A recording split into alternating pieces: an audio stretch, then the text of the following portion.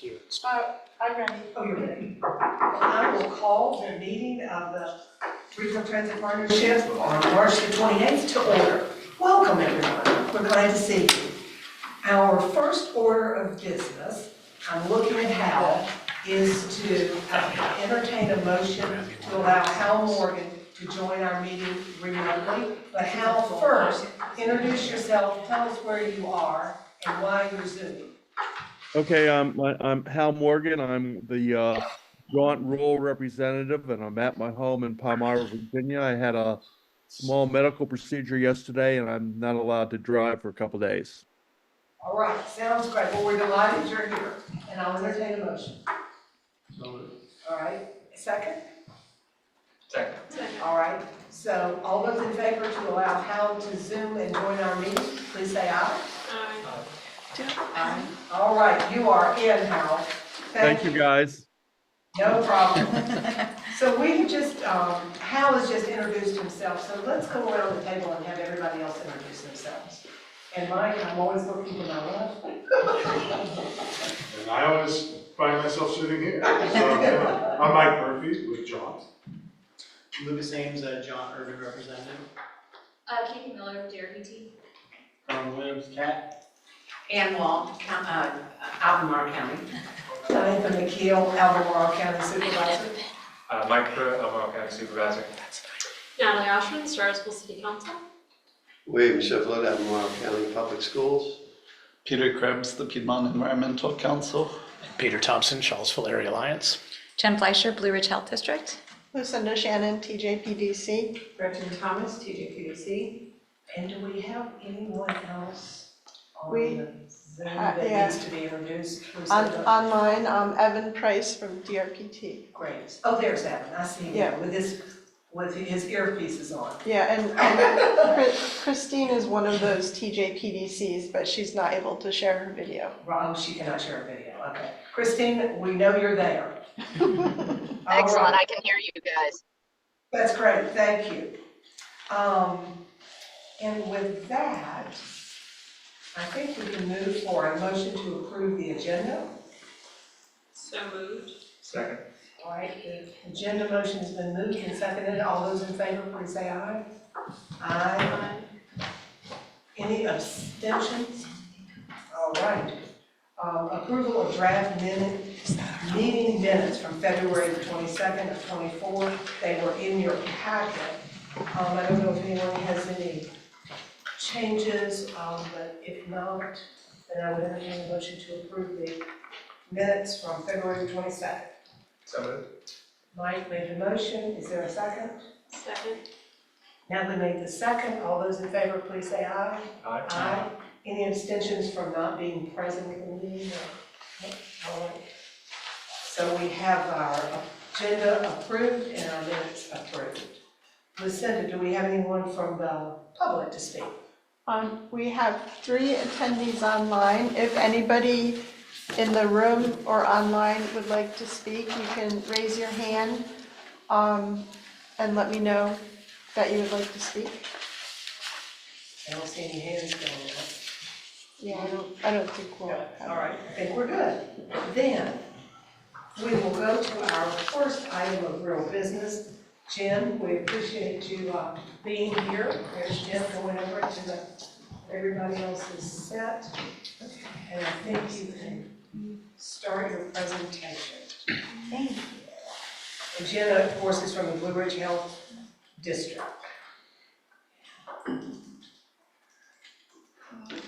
Also, thanks for offering to delay from last month She and did, that's a postponing good catch. when we because got were too not- busy. You've been here twice now for the same presentation. She upgraded that Totally. presentation in between. That's awesome. That's a nice looking presentation. And I guess everybody that's on the Zoom can hear us and can see the document. They should be able If to. not, speak now. or- Yeah, we can. Yep. Great, thank you, Helen. Yeah, okay, super great. It's working. So, thank you for having me or again, for the first time, second time. So I'm helping to explain and take you through a journey that starts with the Blue Ridge Health District, UVA Health, and Sentara Martha Jefferson Hospital Community Health Assessment, which locally is called the Map to Health. So some of you heard about the background that from the fall when I presented originally on what we were doing for the Community Health Improvement Plan. For those of you new to the table, quickly, that's an assessment that's done every 3 years by all 3 health systems. It's required of Sentara as a nonprofit hospital for the IRS. UVA and Blue Ridge participate for accreditation and because we should. And so we all take a survey of the communities that make up the district, which are all the same footprint as TJ, the Thomas Jefferson District, and determine what the priorities are for those 3 years to achieve, and then how to implement them to best move the needle on health.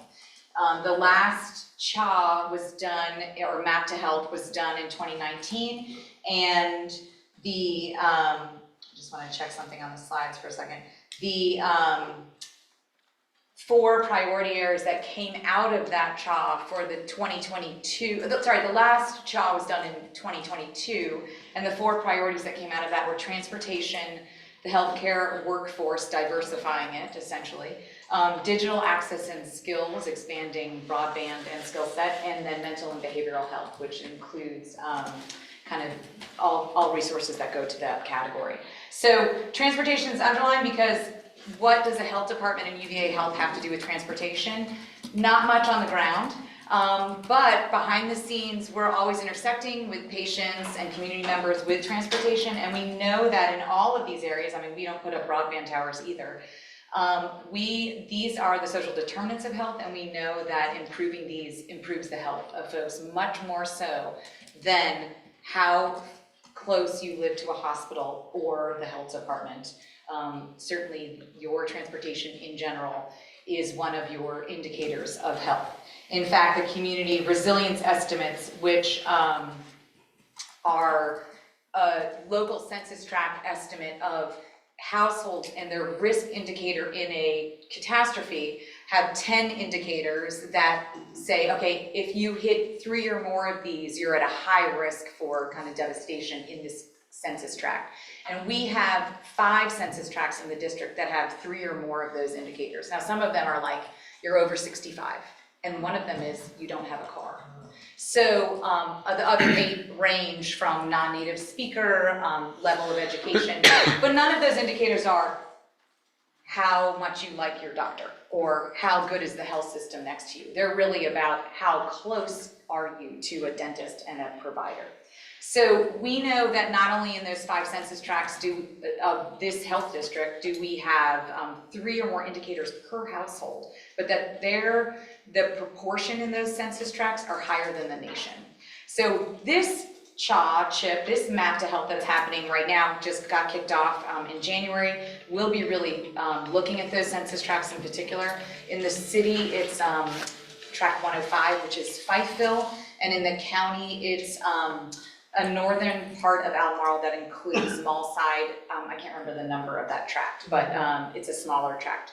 The other ones are Nelson, Louisa, and Fluvanna. So going back to 2022, what we found out was in transportation, folks wanted better transit, faster service. This is not news to all of you. You've heard all this before. And then these bullet points show what we decided as a group, and that group was not only people who participated in organizations in the Map to Health, but also transportation leaders. Some of you attended these meetings to determine what goals can we set, what was doable within 3 years, because again, now we're on a new cycle, and in what time frame could we do that?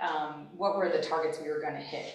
So the progress we've had on these is what I wanted to report out last time and today. So this is bus shelters were one of the things on our list. And so in the map process, we heard from the communities, we can't get to bus shelters, there aren't enough shelters, they're not mobile and older adult friendly. So we worked with learning and where we were in that bus shelter process. We talked to Bethel at DRPT. They gave us some insights on how to redesign bus shelters and how that very complicated process gets built. And now we know as of midnight on April 8th, if the governor signs in HB 285, then we will have a much easier time making bus shelters not have to go through a very heavy cumbersome process to be approved. Now, that approval will only be good for 1 year. So I'm not sure what that really means. How many bus shelters can we put up in a year, everybody? But it's somewhere. So that, we were tracking that. The governance study was also part of the community health improvement plan. And that presentation came from TJPDC this month to continue that work.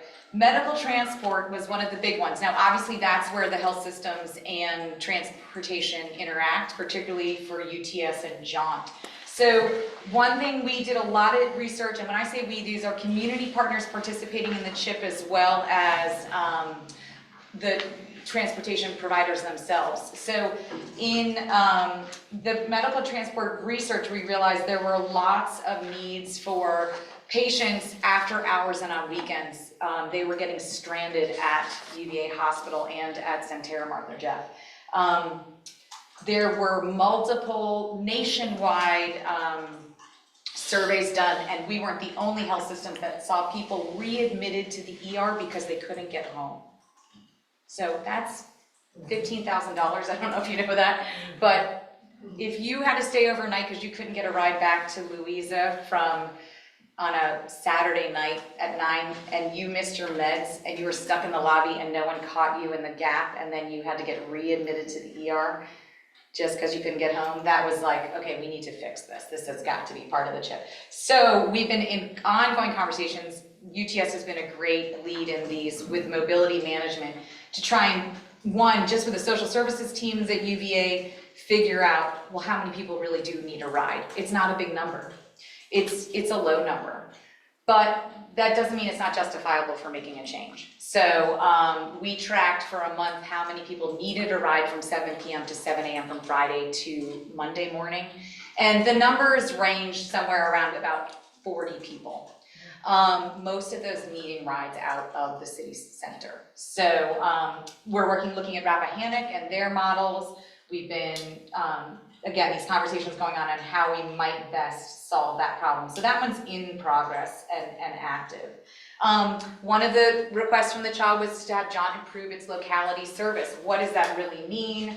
And we define that as the scheduling service was updated and easy and that it was sufficient for residents' needs. So right now they have going on the rural needs assessment, and that's been an ongoing project that's really trying to capture the actual, evaluate and assess the actual needs of rural users.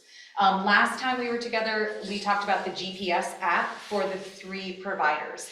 That conversation started back in January of 2022, and Kat had led the way and say, okay, we're gonna make one, and yes, we wanna share it with everyone, so we're trying to keep that conversation on the table. We have heard from riders that one app for all 3 would be the ideal. We know from the physicality of sticking this on the buses, the routers, and that technology that's a lot easier said than done, but we were happy that there seems to be an agreement that could be something that might happen, so that's in progress. And then community engagement. So this was to initiate a sustainable mechanism for including community voice in transit decision-making with the help of the Charlottesville Area Alliance and an AARP grant that they had secured. Blue Ridge and Partners were able to attend a 2-day work session with a lot of partners here and kind of work out how that might happen. And I'm gonna give you some insights on that. Microtransit, that is my son, he's 14, he got himself, this was the 2nd day Microcat launched and he was out there with his best friend and they went to Target and bought dog food and came back. That was their mission. They really love it. Now they ride it all the time. So I personally thank you, Microcat. What we know, and it was just presented to the board, that there have been 13,324 rides. Getting that pilot launch was part of the Community Health Improvement Plan as well. We had the highest request day in March of 224 rides in a single day. Via the provider had told us that they were aiming for 600 rides per week to consider it successful, so we can kind of extrapolate that if they're doing 224 in one day, that's probably, they're getting close to that goal. And they have a 95.5% demand rate, so of all the time someone calls, 95.5% of the time, they're getting where they want to go on time. So we're still tracking that. We are looking for more of a marketing presence for MicroCat. We're hoping to get it on the CAT website. We're hoping that the county can promote that even more, get it on social a little more frequently. We advertise it once every month. We have also started a training process with a community health worker class at PDCC, which is part of their job is to learn how to navigate transit and transportation, and they are learning how to use MicroCat as part of that service offering, as well as learning how to use JAUNT and UTS. And then finally, the mobility management program was part of, again, the community health improvement plan, and they've got JABA standing up a hotline. You've heard all of the great things Lucinda's doing, leading that cause. Here to Stay in Nelson County got a vehicle and insurance to provide grocery shopping trips for members of their group, and that was kind of part of that mobility management. So we're hoping that crossover with UTS, JAUNT, and CAT can help even tackle maybe some of that hospital ride issue and some of our other kind of improvements that were part of the original assessment. So questions so far about a community health assessment, a map to health, or a community health improvement plan, and why you're hearing from the health district about your area of expertise? Feeling good? Okay, for questions? Great. Just a Yes. quick ask of Garland. Can you just talk about Garland with the microtransit, how you all are connecting with advertisement? Because I know you all had an advertisement plan, right? So I have a presentation. Later. Oh, good. So that's great. I just thought while we were here and we're talking about advertisement, that's great. Perfect. Yeah, we planned that. Garland and I told you that. So this is, now here's how like the rubber meets the road, right? So it is pretty crazy to try and tackle transportation in 3 years as a health system. So one of the places where we really could, we have the expertise or the spaces to leverage is community engagement, right? So we are in all of the neighborhoods. We have community health workers. From COVID, I can speak personally, I led the district's vaccination deployment. Back then, we really made an effort, and we have a mobile unit to kind of go out and meet folks. And so we teamed up with Charlottesville Area Alliance to really look at addressing the challenge of community engagement in transit decision-making. So this came from a DRPT 2022 report, the Transit Equity and Modernization Study, which you guys have seen. But the Charlottesville Area Alliance had a transportation work group, and they received one of the technical grants from ARP that allowed us to hire a consultant to work on this. And then this even continues on. So CAA is now working on their 3rd year cycle of grants that will do a walkability audit and recommendations, again, part of that technical grant. So we're staying connected with them as it grows out into mobility. But for this specific, this came out of specifically that DRPT report, that transit riders have limited opportunities to be a part of the decision-making process. And so how could we help that? The goal being to establish a pathway for community members to be heard, engaged, and included. And then kind of the barriers we were having was there's a lot of us, like, you know that we have more nonprofits per capita than most cities in America. Like, there's no need to stand up another nonprofit.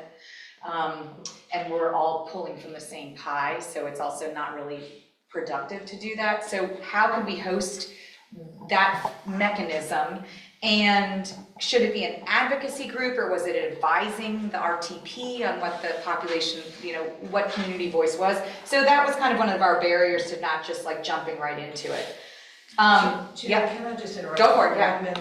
Because I'm not sure everybody knows, if you'll go back one time sure. to what the Charlottesville Area Alliance is. Oh, We have some new folks, and I just want to make sure everybody knows when we're referencing it. thank you so much. Actually, Peter. So describe. CAA is, we're an informal group. We don't have any legal 501 status, but it is about 25 organizations in our community working together for a more age-friendly community. Almost everybody at the table is a member. The city is, Albemarle County is, Fluvanna is, JAUNT is, TJPDC is, Blue Ridge Health District is, JABA, the Center, OLLI, Meals on Wheels, a lot of other organizations, United Way, Legal Aid Justice. And we did the work to get the City of Charlottesville and Albemarle County officially entered into the AARP Age-Friendly Alliance. And it's research-based, 8 dimensions, a very holistic approach to what an age-friendly community looks like. And age-friendly being certainly focused on our aging older population, but really it is cradle to grave. You know, the usual example of curb cuts are friendly to a mother or a father or anybody caregiving for somebody in a stroller or anybody in a walker or wheelchair or crutches or whatever it may be. And so we've been doing that work. We did a study several years ago when we formed, because we do not have staff or a budget. It's a bunch of people that I mentioned coming to the table to work together. We did a study, a couple of different surveys, including in partnership with the health district, to say, you know, what are the priorities, because we can't tackle all 8 dimensions. So we are focusing on 3 dimensions: housing, transportation, and social engagement. And as the chair of the transportation work group, it's why we're a non-voting member here at the RTP. And so we look to be a resource for others and to work together to raise awareness for and educate about being a more age-friendly area. And just to amplify again, the AARP Virginia picks a community every year to get pro bono technical assistance on the ground, and they have picked the Charlottesville Albemarle area for 3 straight years, and to focus on transportation because they know that's a lot's happening in this community. There's a lot of talk around that, and they want to not only help us succeed locally, but help that be a model for other communities in the Commonwealth that face similar issues. I just want to make sure everybody is. No, I appreciate that, because I'm seeing some, I was like, oh, okay, because we have a lot of very new, not just to the table, but to our community, so thank you for that. And periodically, you all come to, I know, the board of supervisors. And we will be sending emails to the county and the city shortly, as soon as I make time to do that on a rainy day, about some of the transportation things that are in the budget and the strategic planning right now. And you will be hearing more, as Jen mentioned. This is our 3rd year. We're going to be doing a walk audit training for city and county citizens and officials in June of this year. You'll be hearing more about that soon, since June is coming up soon. Thank you for that And I opportunity. apologize, Jim, but I just No, wanted to No, make thank you sure. for that. Great, yeah, that was perfect. Okay, great. So what we did, we met with a consultant. We had 2 full days, 3-hour sessions of 14 and 13 participants each day, and we looked over why community engagement was needed in the first place in transit decision making, and then what structure, what mechanism would best support community engagement. So we did 2 Zooms and worked out kind of 1 main question the second day, but 5 other questions that first day. Why is community voice important? Who needs to hear the voices? So from day 1, one of the quotes was, from a purely in community engagement perspective, it's about responding to the needs of the people rather than the system and its needs. So some of those answers were, you know, people who need transit most, and even donors and philanthropists think community voice is a good idea. But what change could they bring? Could better transportation, community empowerment through that voice, action and solutions to operational problems?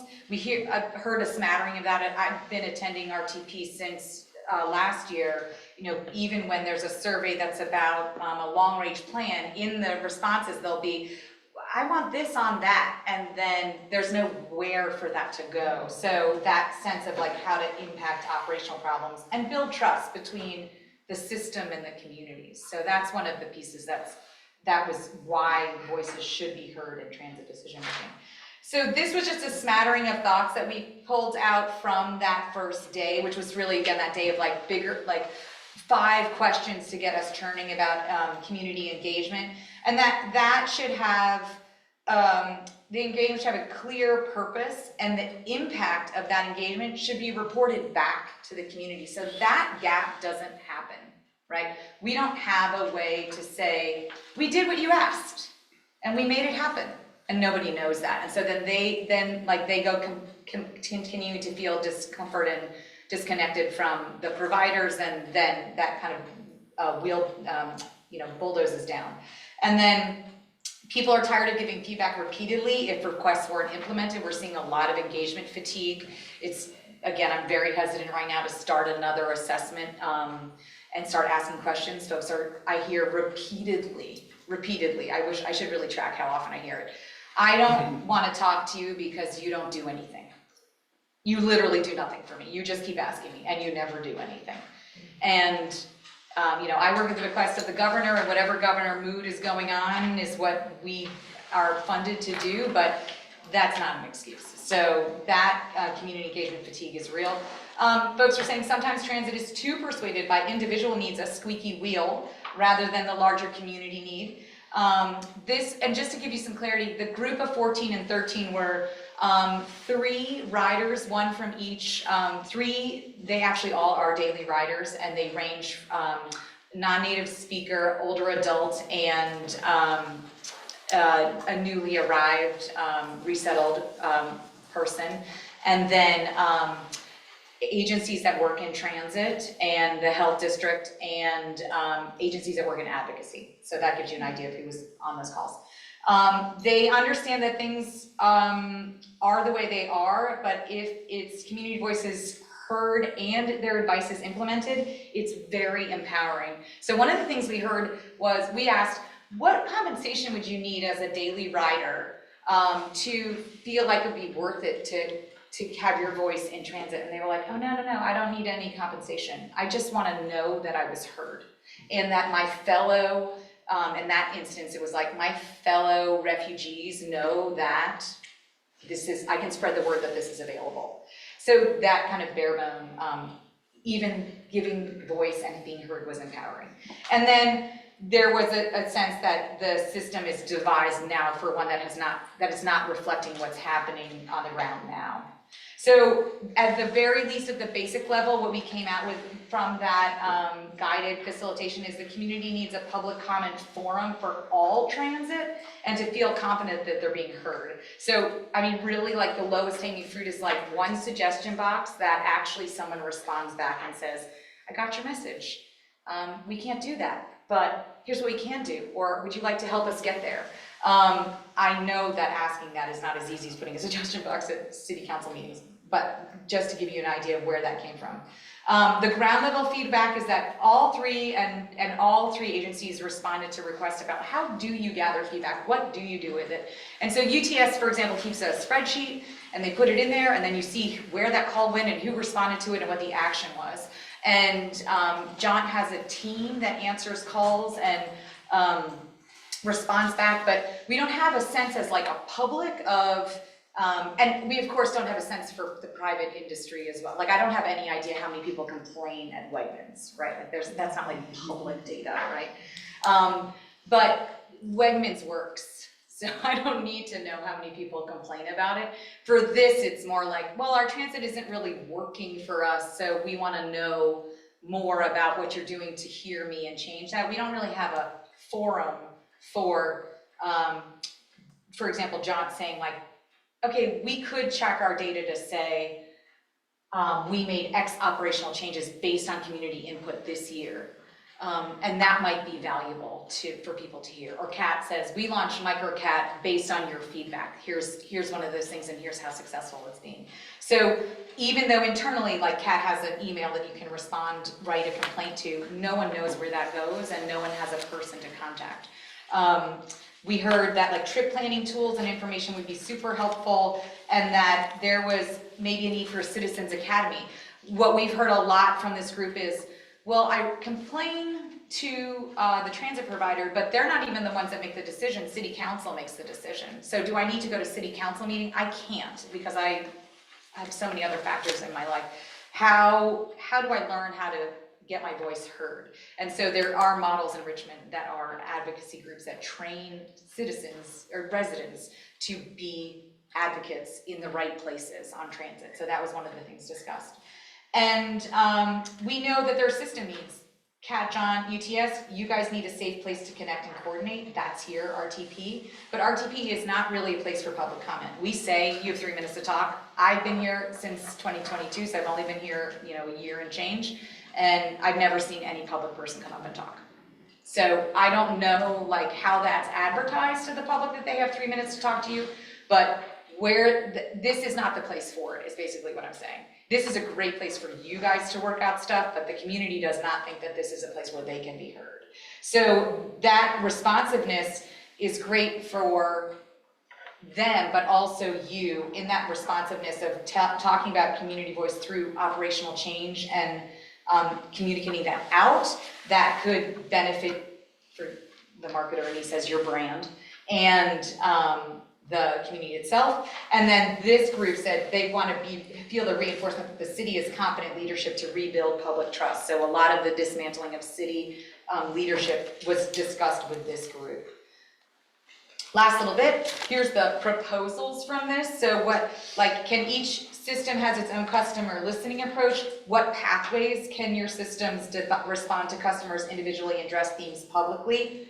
That's a big thing to ask, but that was that listening component. I've circled on this slide the low-hanging fruit. Mike and I were just laughing, like, Jen thinks it's a low-hanging fruit, but it's not. So create a forum for public comment that is not RTP, and create a Venn diagram. This was a request from this group of how CAT, JAUNT, and UTS overlap. Not it, I'm not done signing that. Develop a clear statement about what RTP is and isn't, and broadcast that widely and publicly. And then strategize how to host a regional forum for public strategic dreaming and vision. That's not the MPO, where you don't need like specific organizational connections or expertise to be a part of it, where it could just be like, a lot of that would probably come out to be operational requests.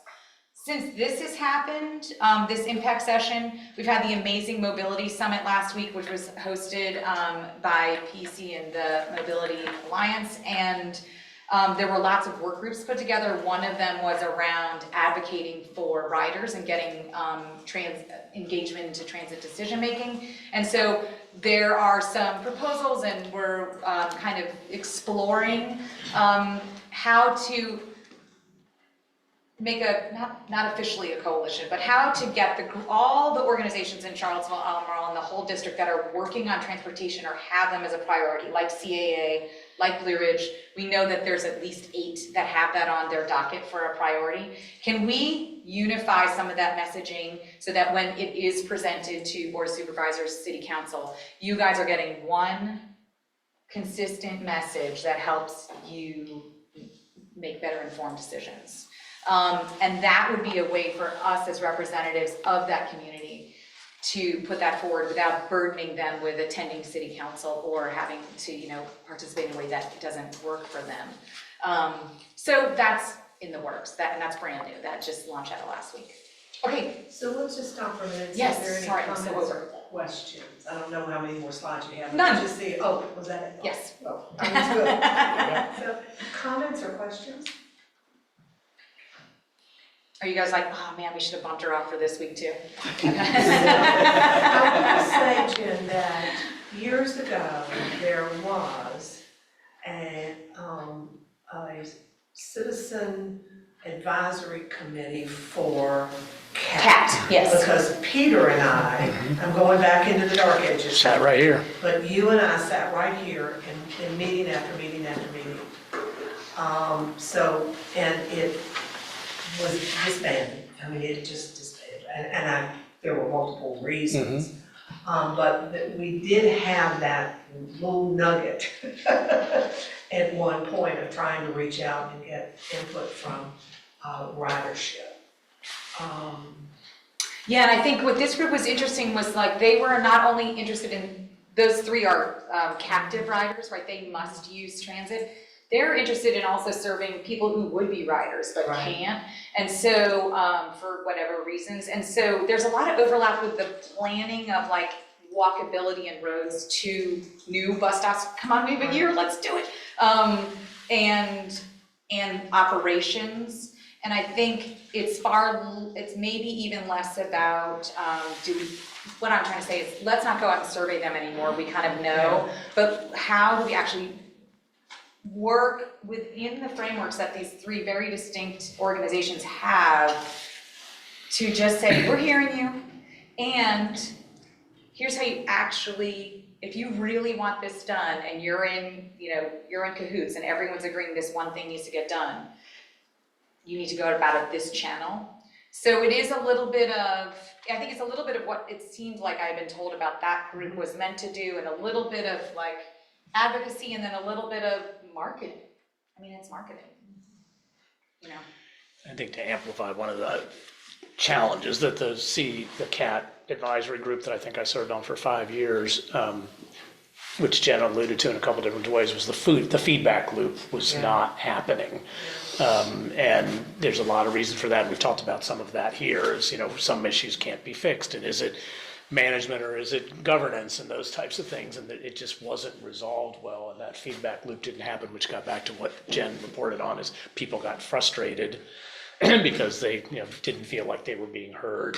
Not because nothing necessarily changed, but they even didn't get that feedback loop of, we can't change this, or it's going to take 3 years, or here's what it's going to take in order to get that change.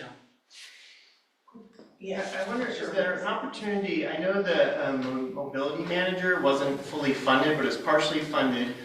Is there an opportunity for that role, I think it's being housed at Java now, to play the role of some sort of a centralized collector of this feedback? I think the feedback thing is really important, and the idea that there's a place, you really have two levels of things, right? You have practical things that we can solve today, right? And I think My CBIL is a good example of something that's clear and transparent, and it really gets a lot of stuff done in the city. And I wonder if the mobility manager could play that role and also collect some of the bigger picture things that people want to see done, that maybe we'd all like to see done as well, but are just harder to do, right? That take years maybe of planning and meetings and things like that. But I don't know much about that role. I haven't heard a ton about it, what's happened to it, but it does seem like the one centralized place we have, rather than somebody having to go, oh, is it UTS, is it CAD, is it JAUNT? I don't know. Do they have an email? Do they have a hotline? And then where does it go? It's truly a black hole. So I'm the mobility manager. We work in partnership with Java because they provide the services for the 1-800 number. We've created a database and we are collecting information, including if people have complaints about services. And I envision the mobility management program to house information for everybody about all the different transportation providers, and kind of have a network like that. So we are working on it. sounds like a great I think, potentially, I think one of the challenges, I understand it, Lucinda, is what we're hearing a lot, and what, again, the research shows, is that also there needs to be the advocacy role for riders, and that the TJPDC can't advocate to city and Albemarle counties, since you answer to the city and the county. Am I Well, so we have representing that properly, or the misunderstanding that? The mobility program is going to act a little bit like an advocate, because we will have staff that's riding the buses with passengers, and we will be able to report back to the transit agencies that they experienced this issue, the bus is always late on this route. We've already been in contact with JAUNT about some complaints that we've heard come in, and we've been working with JAUNT, and we want to work with CAT as well on, when we hear complaints, we make sure that the transit agencies hear them too. So on maybe micro, but at the macro level, when we think about advocating for the full build out vision that we've talked about, that requires a level of advocacy that as I understand it, is not so much in the mobility manager program realm. I don't know. Okay, so maybe it's certainly the collecting of some of I it. don't want to perfectly be the good here. It could be a clearinghouse for these ideas that then could be pushed later to the appropriate To another, or at least highlighted in a transparent way. I think it's great that you contacted us if there's an issue at JAUNT, and also that people should know that they've been heard on that issue and there's some sort of follow-up, which is why I think the My CBIL is such a great opportunity. I put a couple things on there. People get this, it gets right back on it, because I think it's so transparent out there. It's quite good. So anyway, maybe an opportunity. I'd be interested in knowing more. Hal Morgan has his hand raised. Oh, Hal, sure.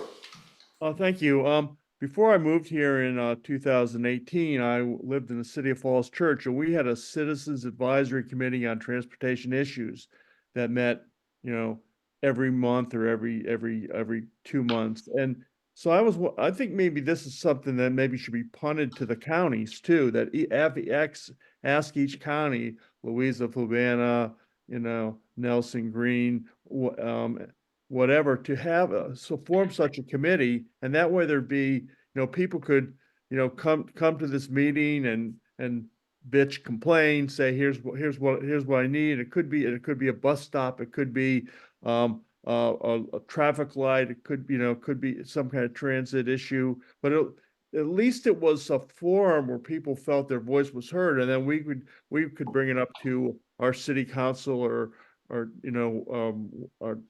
transportation planner. So I mean, I suggested that maybe that's another approach that could be considered. Yeah, Thank you, Hal, that's interesting. I was the chair of Fairfax County's Mobility Advisory Committee, and they advised the supervisors for Fairfax County. And we had a lot of riders and disabled riders, and we would write letters to the transit agencies if they were planning on cutting services or, kind of big policy things. We would advise the board of supervisors and write letters. Ms. Jacobs has had her hand up, but she put it down. Okay. Christine, did you want to say something there? I was just going to say, I appreciate the line of discussion that's occurring because, Peter, completely what you said, the TJPDC, serves our 6-member governments. And so we do not engage in advocacy. We are there as advisory, neutral, information gathering, information sharing, coordinating, facilitating. But you're spot on to say that we would not spearhead something that was then advocating or specifically reaching out to our local governments to require them to do something. Thanks, go ahead, Carl. Yeah. So I'm probably, I think, yes, I'm the oldest transit provider in this room, but it's not saying a whole lot. I'm here for, it's been 4.5, almost 5 years now. Since my coming to this area, yes, the old CAT advisory was kind of disbanded. We've been trying to reconstitute it, but the problem has been, and we do get a lot of feedback, customers asking about doing, service changes. We can't do all the service changes everybody asks. Sure. It's impossible. And what one person wants versus 1,000 is a different issue. If one person can say, we want service till midnight, that actually kind of falls on deaf ears because it's one person. But, and we don't have the funding to do that. When CAT sets its budget, just speaking for CAT, when CAT set its budget at the beginning of the year, it's set. And we've actually planned out all of the service that we're going to be able to do that year. If we need to do anything different, we're not able to have a contingency fund to add new service. That's not how our budget is funded. We plan out everything we're going to do, all the service hours. If we need to do something different, that means we're cutting service from somebody else. That is a difficult conversation to have with somebody because one person wants us to go X when we're already providing service in this area. So it's not that we're not hearing, it is where is the additional resources and funding to make the additional request happen?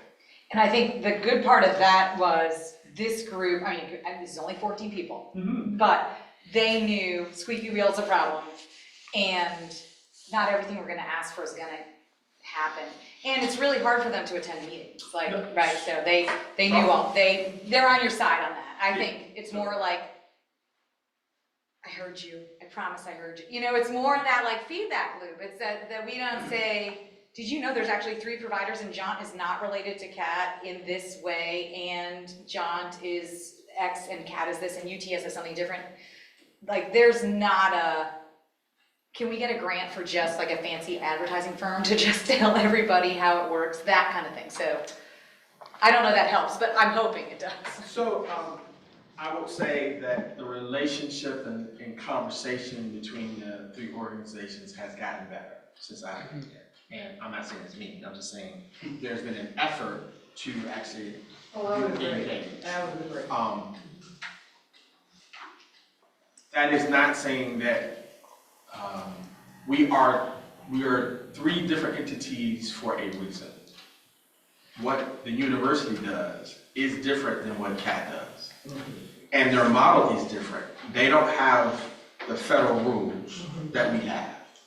So I often hear, why can't you do what the university does? Well, I can't do what the university does because the university doesn't accept federal funding, so they can just turn it up or turn it down whenever they want. No advertising, they just put it out and boom, there you go.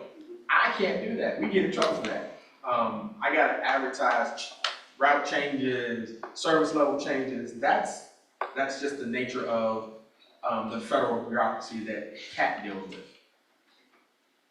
JAUNT, and I'm not speaking for them, but they do our paratransit for us. So we're in communication with them because when we adjust our service levels, it affects them. And we adjust our service level hours, it affects the service level hours that they're gonna And that provide. affects our budget. And our tax. So it all comes together, and we are working to try to mitigate a lot of the expenses on the general funds from the city and the county.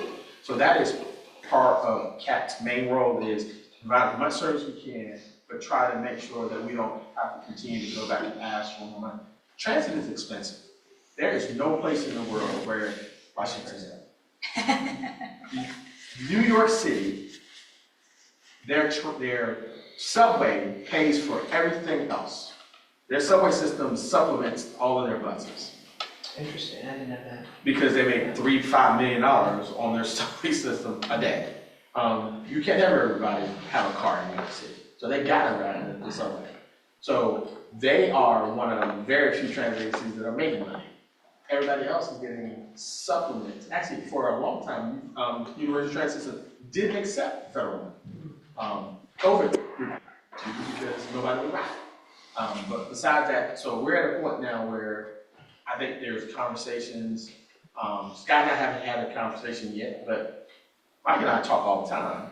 And the group is starting to have more engaged conversations about how we can work more collaboratively together. And so that's a good thing that this organization is starting. But once again, it needs to bubble up to the level of the supervisors and the council for us to make service changes, because you're the ones who are going to pay for it. Well, any other comments? Yeah, Mike. While we're talking about like the role of enabling advocacy for riders, I do worry, like, it sounds like we are conflating the three different things that advocates do, like the three different things that lobbyists do, which is capturing like experience, educating, and pressuring, right? And I do just want to suggest that I think a consolidated single focal point is good at the first two. I don't know that's actually effective at the third. They try to all the time, right? But like, you got to pick on Neil Williamson. Neil Williamson talks to us at every single meeting. It's very easy to ignore Neil Williamson because we know what he's going to say. And you know, when Gustavo from LAJC comes and presents to us, it is also very easy to say, oh, well, this is Gustavo, he's going to say X, Y, Z. And it is easy to not think, and he is saying X, Y, Z on behalf of 5,000 tenants, because those people are in the room. So I hear what you're putting down, but I do wonder, like at the end of the day, getting transit right, like if you want, like, you know who is an effective pressure tool are Crozet residents, because they actually make themselves known in an individual level. There's a tremendous amount of pressure that actually helps shape decision making. So I mean, I would say you can't really replace the direct engagement of transit riders in that part of the advocacy. I can see how they're much better able to do that when there's a single focal point, because they can come with a combined message, and there's not that one person in the crowd saying, the bus stop changed across the street, and also I want it to be open till midnight, which is not in concert with everyone else, but that's the message. Could it be a both and I think all my time is up, but Yeah. maybe we can, some other day. But maybe there's a unified voice for the sake of the marketing and the getting people's awareness that their voice can now be heard through this mechanism. And all y'all show up to the next meeting, whoever can, or send someone in your family who can. So then there's the, that it's not all one bland. Yeah. Like that's kind of like what New Snoopy Virginia sound. Majority does that kind of organizing. I don't want to belabor it, but I want to say, as the director of CAT, I want to do more service. It's a matter of resources. Yeah. So when we have the resources, we can do whatever you want to do. And I'll be the first one to be out on the bus. But if we don't have the resources, then there are real hard discussions that need to take place about who are you cutting? Why are you taking service away from this area to put it in another area? And since I've been here, that has not been one of the conversations we have been willing to have about cutting service in one area to put it in another. Right. We just talked about ag. Go ahead. Yeah, and I mean, it's also like there are different levels of advocacy and there's different levels of information sharing. So, it's not the same to, I don't know, want to have a more comprehensive service. That's not the same as like, oh, the cable is too hard to pull down. Like that's just customer service. That's not advocacy. But so then, I mean, especially hearing what Garland's saying, like that advocacy doesn't necessarily need to be like yelling at CAT. That's not going to be that effective. And it seems like some of the things where there has been good progress, it's not CAT that we're talking to at all. So the bus stops as an example, like it really doesn't. We found out the shelters is what I'm referring to, that it's not especially helpful to yell at CAT about, there are not enough bus shelters. They're not necessarily the ones that needed to solve that problem, so. And great discussion, and I don't want to end it. I am conscious of our time. Just a couple of things, though. Ms. Jacobs Oh, has her hand Christine, raised. go ahead. I didn't see your hand. No problem. I just wanted to make the note that as we continue discussions about a regional transit authority, there is an opportunity to consider a citizens advisory committee as a part of that decision-making authority. And so just like the MPO has a technical advisory and a citizens advisory, that is something that we can have as a part of the design and the structure of an authority. And that's exactly where I was going to go, because what I'm looking at here is RTP isn't the place for public comment. We have had public comment occasionally in the past. I wouldn't want to spend a lot of time right now educating people to come to us, because we are moving towards, I believe, an authority. And when the authority is established, this organization goes away.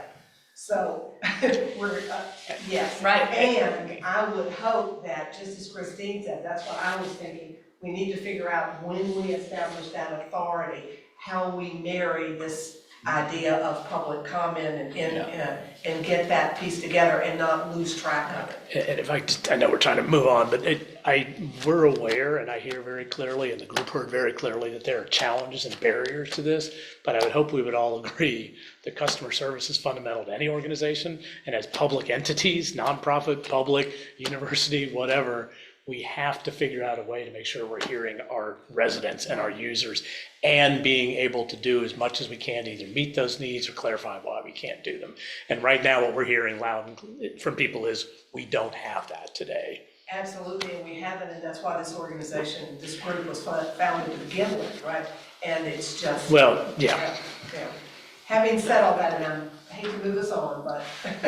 Thank you all so much. And as we move into the new MAP assessment process, I'll be pen paling you for your own opportunities to engage with our new assessment. So I look forward to working with all of you. Thank you, Jen. Thank you. Thank you very much. And with that, DRPT legislative update, Evan, there you are. I'm going to turn it over to you for your presentation. Yes, sir. Are you all able to hear me? Uh-huh, we can. Wonderful. All right. Am I sharing my screen or are we going off of your screen there? We only see your picture right now. No, but Evan, you should share your screen. I should share my screen? All right. Can do that. Is that working for you all? There you go. It just popped up. All right. Wonderful. Okay, so here we go. So good afternoon, everyone. My name is Evan Price. I'm a data and policy specialist at the Department of Rail Public Transportation. I'm originally from Charlottesville, so I'm pretty excited to be here and learn about what's happening in my my hometown. But today I'll be providing a legislative update from DRPT's perspective and what happened here in Capitol Hill the past session, Capitol Square last session, and summarize some transit-specific actions from the General Assembly just passed. So it's quick contents of what I'm going to go over today. So I'm just going to go over DRPT, who we are. I'm going to go through that quickly, just to be conscious of your time. And then I assume you all know who we are in the Commonwealth Transportation Board. We have a quick summary of the General Assembly session that just adjourned. And then I'll cover a couple of major rail and public transportation bills, including one that was referenced earlier, the bus shelter bill, and then about our budget and what that's looking like for public transportation. Then I'll wrap up with what's coming next before moving on to some questions. So, Department of Rail Public Transportation, I know Katie is there and she works for us, so I assume you all are familiar with the agency, and we provide support, funding support and planning for public transportation and rail across the Commonwealth. I'm going to move on quickly here because I want to get us back on schedule. And we report to the Commonwealth Transportation Board, which is the top decision-making body for transportation across the Commonwealth. It's a 17-member board. Secretary of Transportation serves as the chair. Deputy director sits on the board as a non-voting member. But they oversee transportation projects and initiatives across the Commonwealth, approve funding, approve grant scoring methodology, prioritize investments, approve regulations. They do a lot of things. But this is the body that is the ultimate authority on public transportation, just beneath the General Assembly. Speaking of the General Assembly, a quick summary of the session. It was a busy session for a lot of people. Going into session, Democrats regained the control of both chambers, despite losing a seat in the Senate. This is the first time they control both chambers in about 4 years.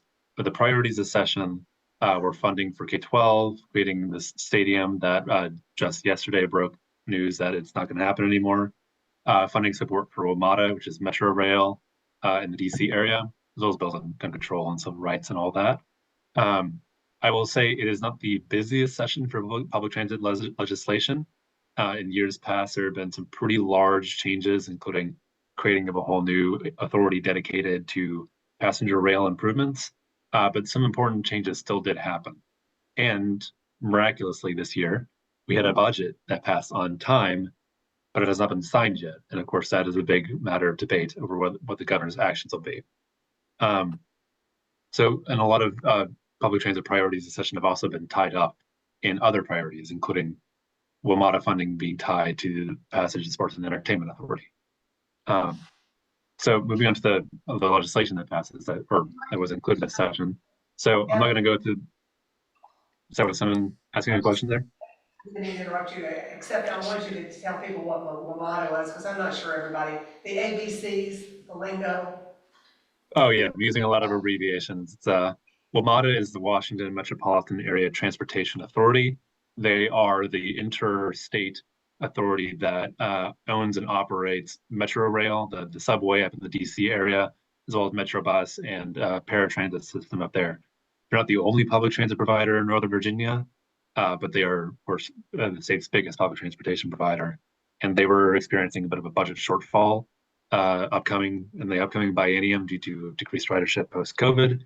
And that was a very, that all got tied up into other political priorities this past session, including passing the authority to create the Sports and Entertainment Authority, as well as other regional political priorities. Answer the question? Yep, thank you. Sure. I just want to make sure when we use the ABCs, Yeah. knows. Yeah, okay. So there are a lot of ABCs. On the slide right here, you see some NVTC, NVTA, PRTC. Those are regional transportation authorities. You all are mentioning Charlottesville Transportation Authority, NVTA, Northern Virginia Transit Authority, and the Potomac and Rappahannock Transportation Commission. I guess that's not an authority, but they're similar regional transportation entities that plan, provide transit, and collect funding for those transportation providers. There's a bill, of course, that was affecting them. This is a very small bill. It's turning a may into a shall, literally a one-word change. But that was one of the bills we were tracking. I'm not going to go through all of these bills individually, but the main ones to note were HB 285, the bus shelter bill, which was already mentioned earlier. This is supposed to make The process of building bus shelters is easier. I'll go more into depth into that in just a moment.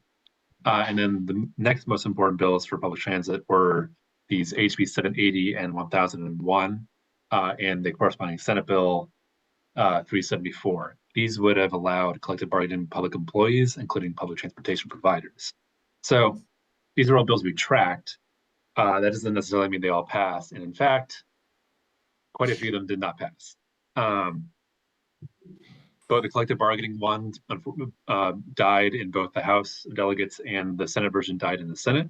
But this bus shelter bill that I'll talk about in just a moment has so far passed and is on the governor's desk. Why isn't it moving?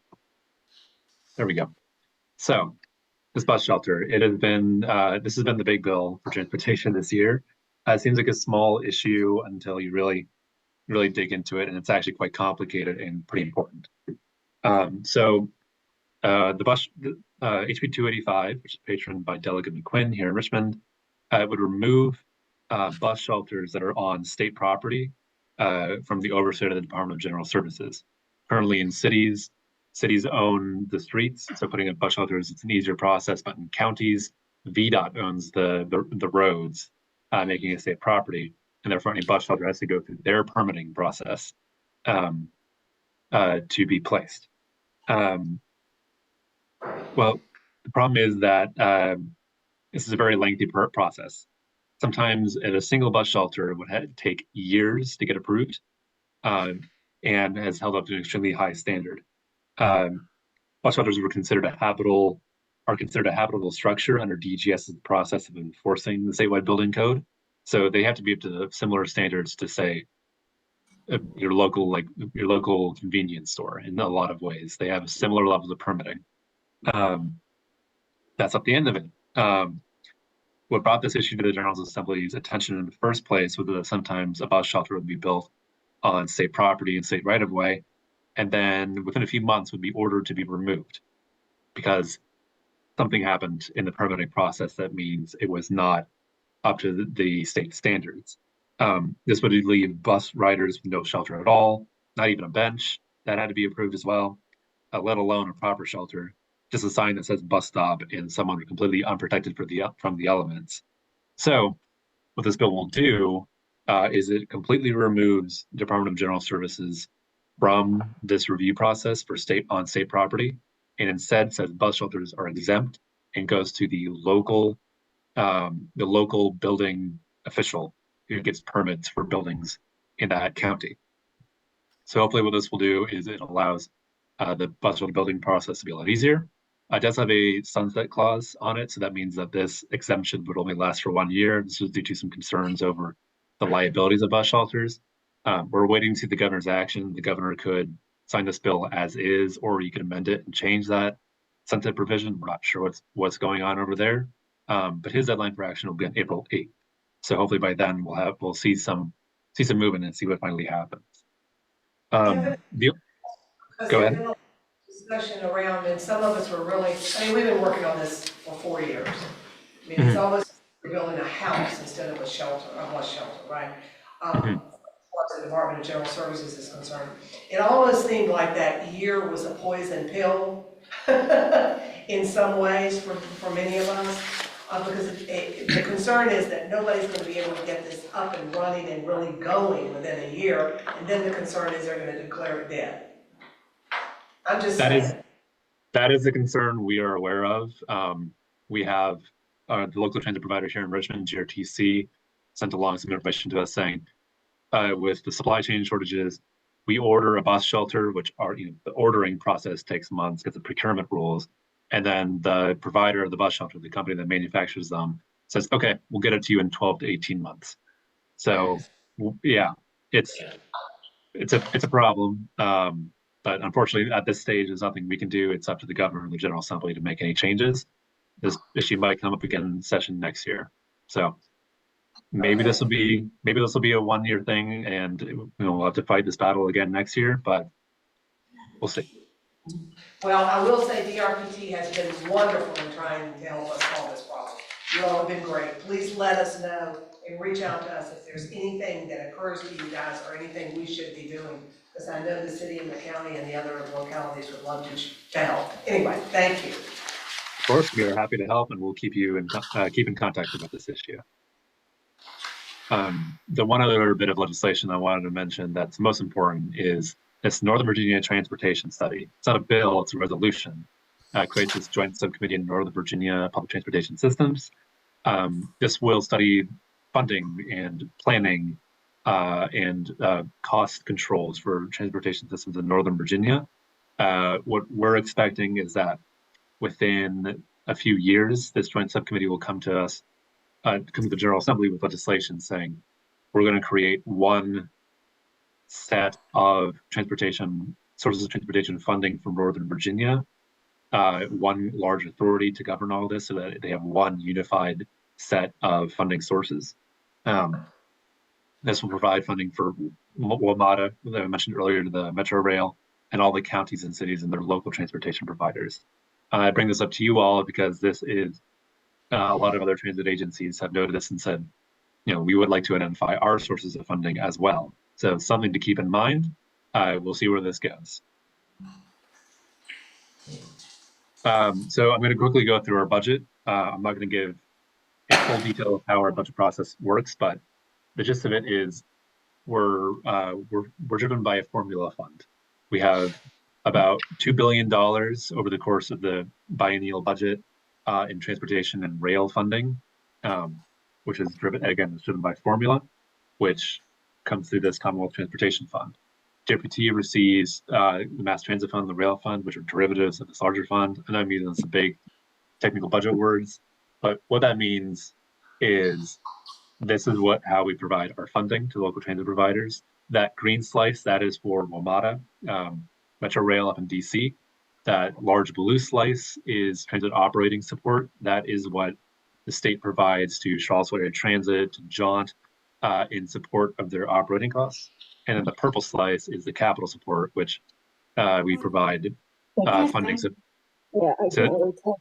I'm gonna get a drink. Say that again. That was, No, not a question. No, not from here. Okay, no, I thought I heard something. That purple slice there, the transit capital support, is what the state provides for capital purchases, anything from security equipment, such as the security cameras, all the way to purchasing to capital expansions like a new maintenance facility. We also provide a couple of other programs through our budget. We have VRE, which is the commuter rail that serves Northern Virginia, gets a slice of our budget, and then special programs in this program, Transit Ridership Incentive Program. This is the program that's keeping Charlottesville Area Transit fare-free temporarily. This also provides funding for regional connectivity projects, public safety projects, and passenger amenity projects. So we just want to give you that background of how transit is funded. It's all formula and grant driven.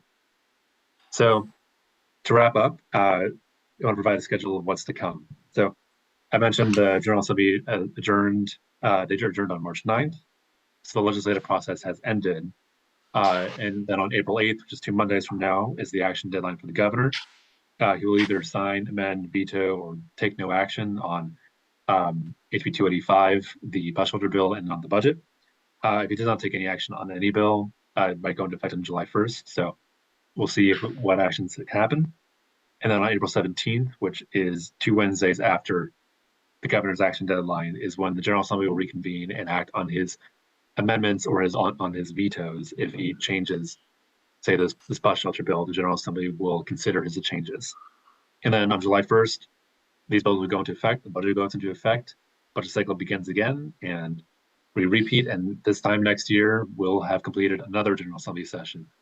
So I think with all that, that is the end of my presentation. So I'm happy to answer any questions anyone may have. That was great, Evan. Thank you. Does anybody have any questions? You had a lot of good information. I have a question. Yep. Are we worried about the bus shelter bill getting signed? I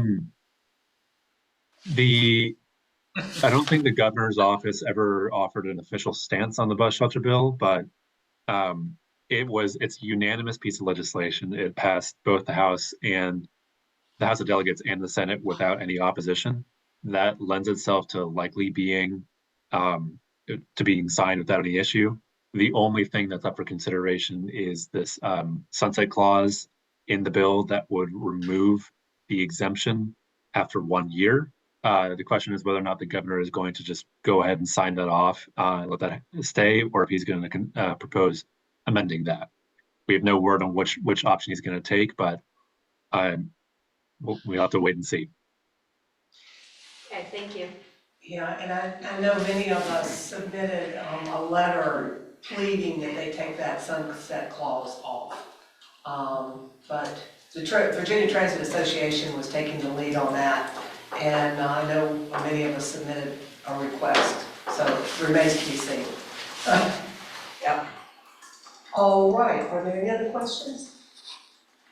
Thank you, Evan, we really appreciate it. Thank you very much. Have a good evening, everyone. You can certainly stay and join us for the rest of the meeting. I would love to, but I have got to get home and make myself some dinner. So I'll have to join another time. The next agenda item is Garland Williams, a microcat update. All right.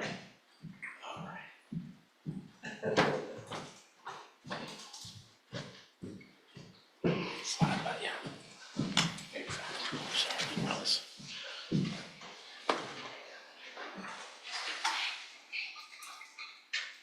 Thanks.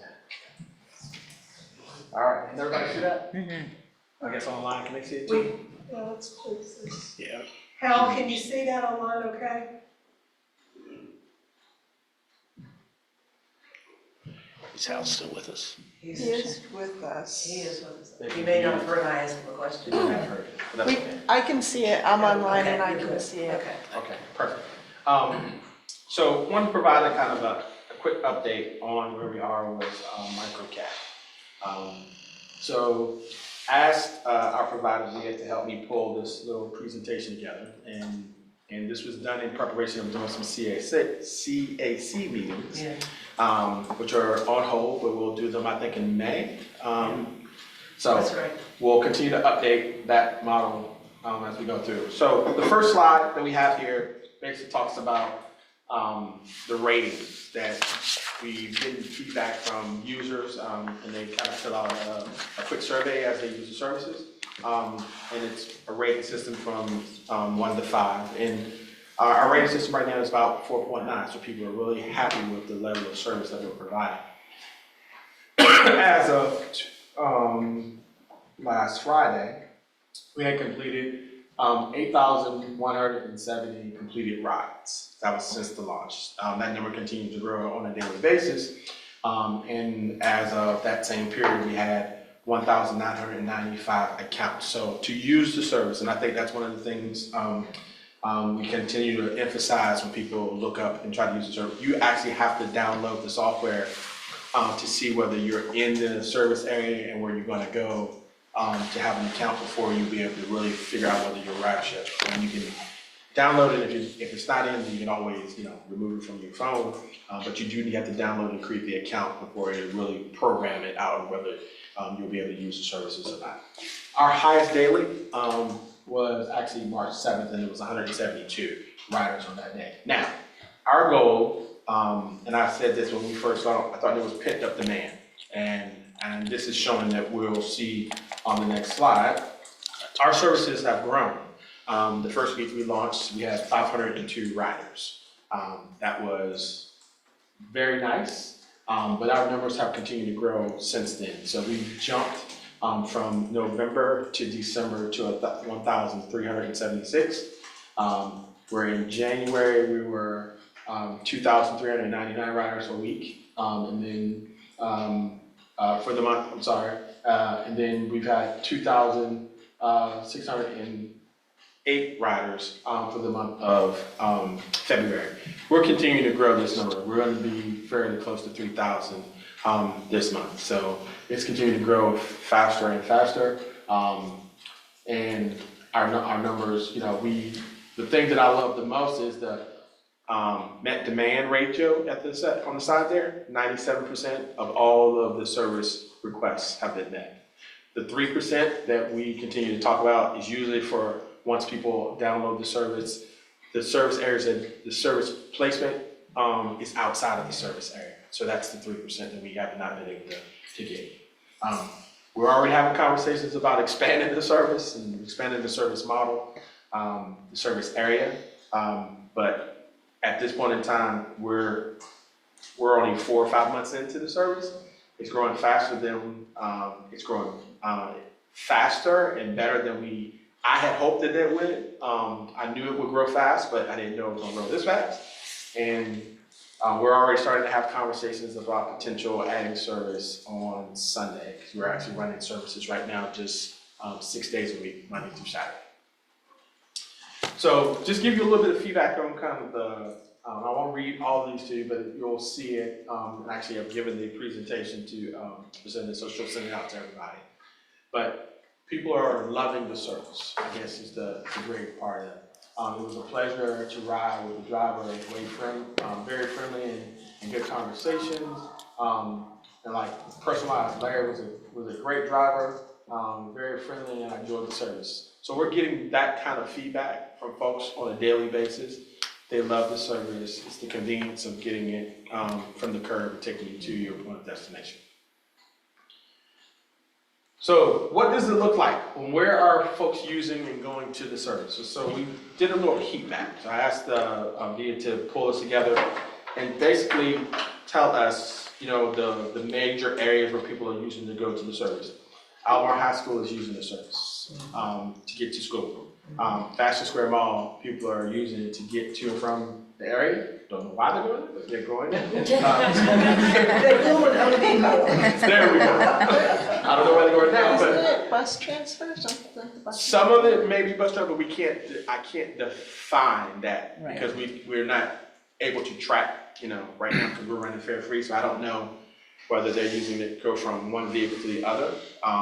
If we were a paying service, I would be able to see the connection because we'd be able to see them leaving and a tap at the mall, and that would help me figure out where they're going or where they're coming from. Walmart, they're using the service.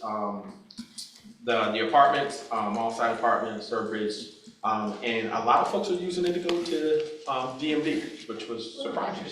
Yeah, nice little nugget there. But Where is Staybridge Suites? That's what I was just looking up. Yeah, I was just gonna look that up. That's interesting. But that's Is it a long stay? Town Center. Okay. there you go.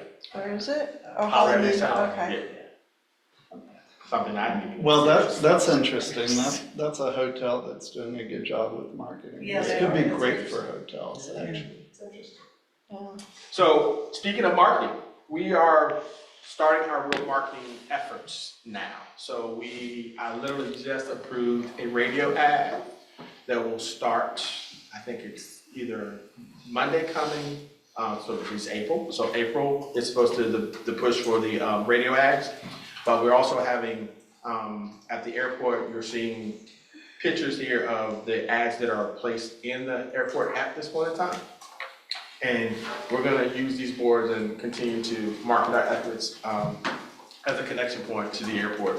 And a lot of folks are starting to potentially use the system. You download the app, of course, you gotta go to the app store, download it, create an account pretty quickly. It's not hard to do. I'm doing it right now. And you'd be able to tell whether you'd be able to go from your point, from the airport to your location. So you may not even have to rent a car. Which is, we've heard that from some people that didn't know the service was available.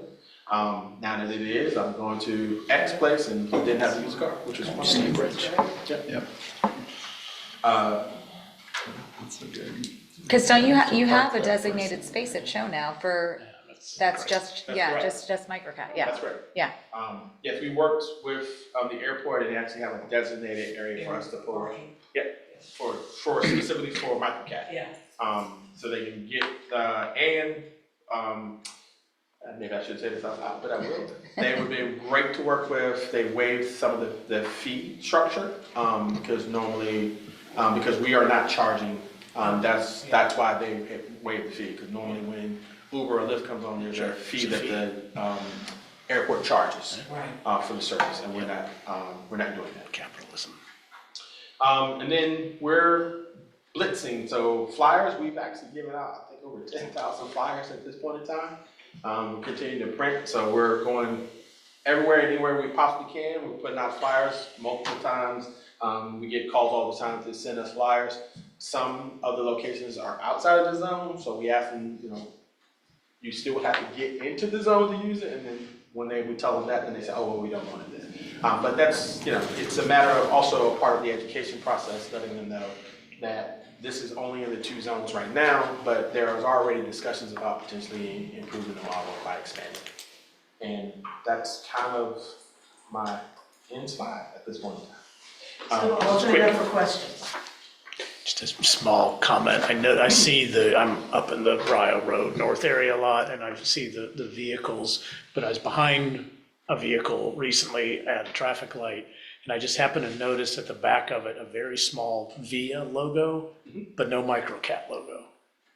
On the back. On the back, and I thought that was just a lost opportunity to market it right on the vehicle. It's very clear on the side, but not on the back. Okay.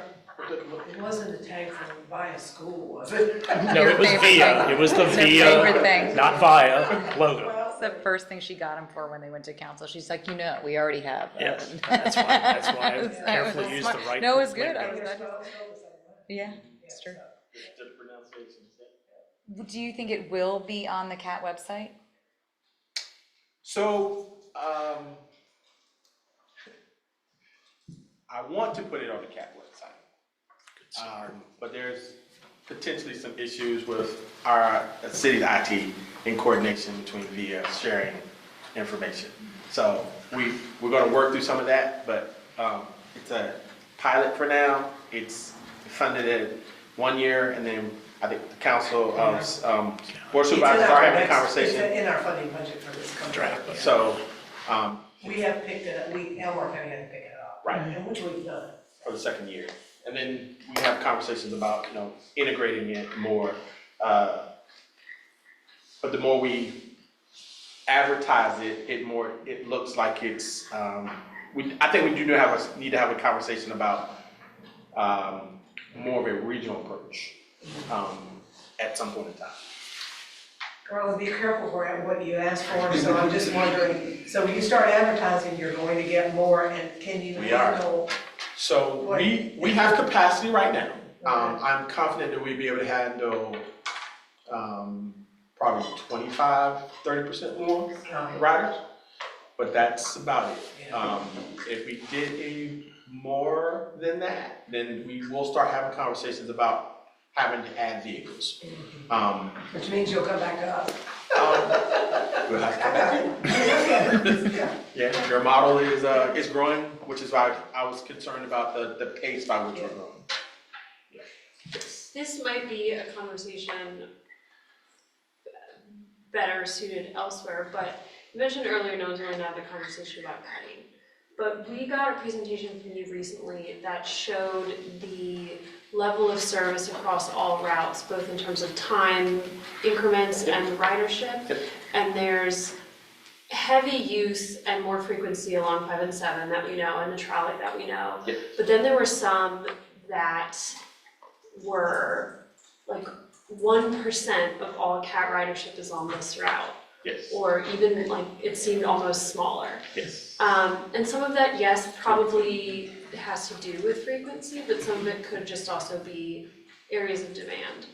Is there talk of cutting those routes and replacing that with microcat to focus on 5-7 trolley? That's, I'm glad you said that. We need to have a different kind of conversation, because really it's a discussion about effective uses of resources. Yes. And it's also about, because we have certain areas that have high populations, minority populations, or poverty issues, we can't just take service away. So, and we also know that because some of our frequencies aren't where they need to be, people aren't riding, they're finding alternative ways to get where they need to go. So it's one of the it's the old adage of which came first, the chicken or the egg. If we added service, I'm confident that our ridership is going to improve, but is it going to improve to the point where everybody is okay with us continuing to Spending spend that that money. much of money? Right, Right. right, because what if, you know, some of those smaller ridership numbers were replaced with more frequent, but like church van style micro cats? Well, I mean, the microcat product right now is a minivan. So we could do that, but, getting back to, like, the more that we do that, And this is something I have not, it's more of a, so as the ridership grows, the concern becomes capacity. So we could easily cut an area where we have low ridership right now and replace it with microcap. But let's say that area all of a sudden has a economic development project or a new service center or a new business comes that area. And now you have a high touch point along a route where we just took the service away and microcat couldn't provide the level of service that's needed. right, sure, it would involve being nimble, you know, like for the next 6 months, Right. this is, you know, and then that changes back once that becomes redeveloped, you know, there's. Yeah, that's hard for CAT to do. Sure. Yeah. Transit agencies aren't Nimble. designed to be nimble. They're Just designed, like we're putting Designed to be fixed, regular. yeah, we're providing fixed infrastructure in place. With the conversation we just had about putting bus stop shelters in place. If we put that stuff down, we're not gonna be able to be nimble to change every 6 months. That's unfortunately, that's hard for us to be able to do. First and then. You had mentioned that the immediate obstacle with getting microcat on the CAT website is related to data with the vendor. Which I take it is also going to be something that you mentioned, well, we're currently in a pilot, but that problem persists after the pilot, right? Assuming that we stay with bias vendor, which I would assume we do for. We have to make that decision after the next year. Sure. That comes to us, yes. I guess what I want to key into is, can you help me understand the issues that we encounter by having a third-party vendor in this mix? I've also heard people express data concerns about having a third-party vendor in this mix. So I may not be the person to answer this because I don't really see the issues. I see the, and what I mean by that is the third-party vendor, we manage their operations in concert with them. But having them to create, so that's why you're asked to create your own personal account so that that information is stored. They're storing that information on their systems. So if the individual wants to leave, they discount it. If it's on the cities, it's now stored in public records. So that's one of the concerns we have. We can work through that, but it does change the model once you put it on a public entity's model. So I can't just arbitrarily, you may have gone, but your information is still there because it's public record now. Sure. So am I correct in you're highlighting that by using a private vendor, we're insulating riders from FOIA? Is that the point We are. we're making? Okay. Absolutely. And I'm not sharing your personal information about where you live and all that information because it's going through a third party vendor that allows us to do that. Peter, do you have a- Yeah, so do you have are you getting a sense of what it costs you to provide these rides? What it costs the county? Right, yeah, we know it's free for the user, but Right. what's it costing us to provide one of these rides compared to say Oh, an so infrequent you say bus what's the ride? cost per ride? Yes. I mean, I don't have that information here, but yes, I can give you that. Yeah, thank got you. that. Do you know roughly the monthly cost as opposed per ride off the top of your head? I'm just still wondering. So remember, we have a fixed budget, so their charges are going towards the fixed budget that we've approved with them. So they're not gonna exceed that number, no matter what happens. So we can, and it's kind of counterintuitive, but if I'm driving a ridership, that number of hours goes down because I'm increasing the ridership, right? Yeah. Because it's being aggregated over 30 people as opposed to 3. Another reason to get our ridership up. 'Cause Yes, yeah, I'm just, people have asked me a lot about the cost that it is per user. Because I remember that at one point the pilot looked like it was gonna be like $60 a ride or something, which did not seem sustainable or maybe the best use of dollars. So I'm trying to figure out, if you've got 2,600 now, you say 30% more, that's about 3,400 a month you could handle. I'm trying to figure out Before what we have per. to add. Before you'd have to add, so I was just trying to figure out if it's 3,400 riders a month, how much per ride it's costing roughly, I mean, if at that point, if Yeah, you I mean, maxed out. The numbers would change, of course. I mean, the number I would give you when I get back to the office, we'd be able to just provide it to the group about, the average cost. But that number is constantly changing because as the ridership grows. Understood, I'm just trying to think about what it would be if we got to the max, as I understood it, that you could handle up to 3,400 a month without adding cars and expenses, what that cost per rider would be at that point is what I'm trying to get, because that's feedback I'm getting, a lot of people questioning But it's, that the so- county investment, they like the idea, but now that it's being in the budget, the draft budget, which CAA wants it to be in the draft budget, but also trying to advocate for the best that we can, that it's a good bang for the buck too. Not just as a pilot, but as an ongoing Well, you thing. have to look at it from other viewpoints too. You're getting people out of cars. Yeah. You're reducing all of that. I mean, so. there's I also understand, a but you society- also understand probably better than I, that a lot of people want to look at the ROI of the dollar and cent. We should be ready to answer Yes, that. Related to all these conversations, I'm just curious, does this model or does any other model statewide use any sort of sharing of rides as opposed to, one person? Yeah, So this is like- ride share. You can ride So share. you could pick like multiple people up on the Yes. same Oh, trip? yeah. Yes, they do that. They do Do you that have now. a sense of how many trips are doing that? Like one customer, like what's the That's average? interesting. I do not have a sense that. I can probably get ready to run that Because- number. Because you have an area that you're Yeah, covering, we're- so you can pick up multiple Correct. people. That's correct. I think that's really interesting from especially from like an eco or green perspective, to see if you can pick up at scale multiple people in to know, right. we're putting It's another 1.2 customers idea into to the come car in per and ride or scale. something like that. Yeah. But it's on demand, so it's when Always you there. hail the ride. Sure. It's a ride hailing service, so Yeah. your question about are we putting 1.2, it could be 5 at this point in time, and it depends on the time that the request is being made. So it's not a constant, it's constantly fluctuating. So it could be, you ask for a ride at 6 o'clock in the afternoon and it's 30 people who want it. So you're sharing a ride with 5 other people. You got 4 other vans or 5 other vans doing the same thing to get all the riders. As opposed to at 8 o'clock at night, you've made a request and it's just you. And because you're the only one who needs that service to go from where you are to the airport. So it's constantly changing and it's designed to do so. Do you, I've downloaded it, I haven't explored it yet. Do you get the chance to say, I need to be at the airport at this time? Yes. So it Like an it Uber. doesn't pick up so many people that you miss your flight? Correct.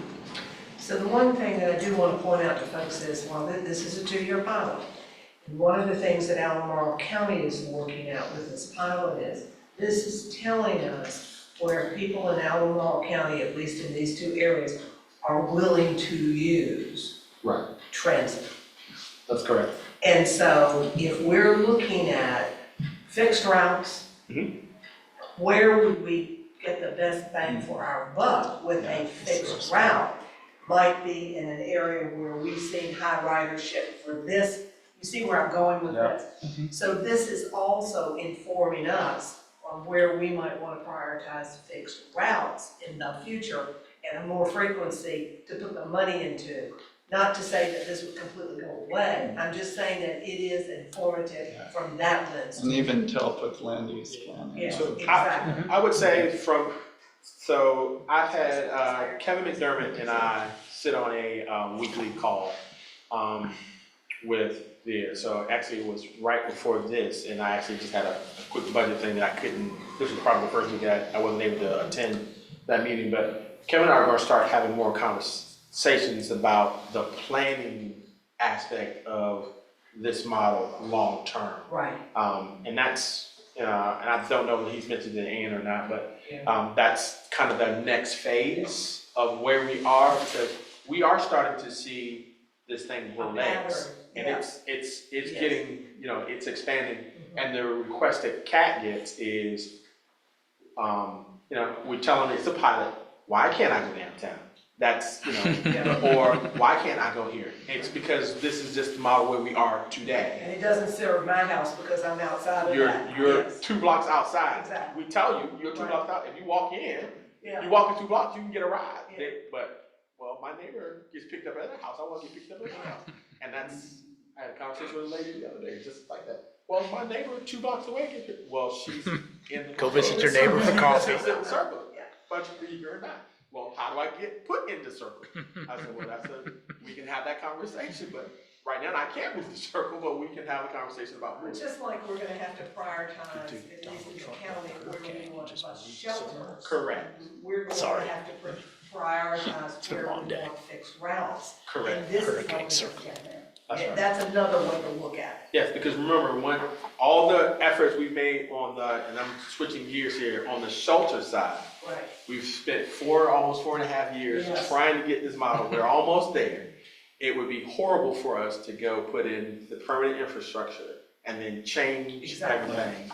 So we've wasted time. But again, and money. this guides where you put those shelters, Yeah, where exactly. people are getting picked up to catch the microjet, We that's where marry you all put your this shelters. information together, which is really cool. Absolutely. Yeah. Can I ask an ignorant question? I'm not sure I understand how folks using microcat in this corridor a lot translates to a bus fixed route, because the use model is so different. I get the footprint, but I'm in a small van, like. Great question. So how does it relate? So because we know that the areas that microcat is running is a fixed area. We supplemented the area, so every area that we're operating in has some level of fixed route service. You plug into, yeah. Right, so it's the plug and play model.